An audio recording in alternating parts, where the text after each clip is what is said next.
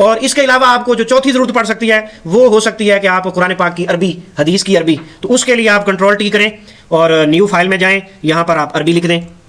Arabic لکھ دیں، یا اس کے ساتھ آپ قرآن لکھ دیں، اس کی اسٹائل شیٹ میں آپ اے کر لیں۔ کریکٹر میں جا کر پوائنٹ سائز عموماً جو ہے وہ ایک آدھ پوائنٹ کا ہی فرق ہوتا ہے، 15 رکھا ہے تو 16 کر لیں، آپ 17 بھی کر سکتے ہیں۔ اور اس کا جو فونٹ ہوتا ہے عربی کا، ہم جو قرآن پاک کے لیے استعمال کرتے ہیں وہ ہے محمدی قرآنک فونٹ۔ یہ محمدی قرآنک فونٹ اللہ کے فضل سے یہ میں نے خود ڈیولپ کیا ہے، یہ اللہ کا فضل ہے، اللہ کی رحمت ہے مجھ پر کہ میں قرآن پاک لکھنے کے لیے ایک ایسا خوبصورت ترین فونٹ بنا چکا ہوں جو کمپیوٹر کی دنیا میں، پوری دنیا میں استعمال ہو رہا ہے۔ محمدی قرآنک فونٹ،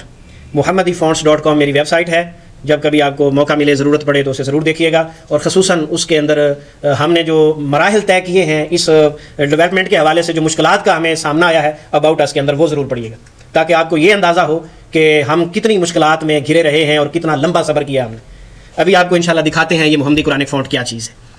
اچھا جی، یہ 16 پوائنٹ میں ہم نے یہ اردو والے فونٹوں میں یہ 1 نمبر فونٹ ہم نے سلیکٹ کر لیا، اوکے کر لیا ہم نے۔ اس کو پیراگراف میں آ گئے، پیراگراف میں آ کر ہم نے اس کو جسٹیفائڈ ہی رکھنا ہے اور اس کی فرسٹ لائن کو بھی 0 کر دینا ہے۔ قرآن پاک ہو یا حدیث ہو، اس کو آپ 0 کریں گے، شروع میں فاصلہ نہیں دیں گے، ترجمے کو بھی اور اس کو بھی۔ تو اس کی لائن ہائٹ چونکہ ہم نے 2 پوائنٹ بڑھائے ہیں تو ساتھ اس کی لائن ہائٹ بھی بڑھا دیں گے۔ پہلے ہماری 22 چل رہی ہے تو اس کو 24 یا 25 کر دیتے ہیں، تو اس کو گیپ کی ضرورت نہیں ہے، انٹر لائن گیپ کی اس کو کوئی ضرورت نہیں ہے، پیج بریک کی اس کو کوئی ضرورت نہیں ہے۔ اوکے کیا، اوکے کیا، اپلائی کیا، یہ عربی آ گئی ہے۔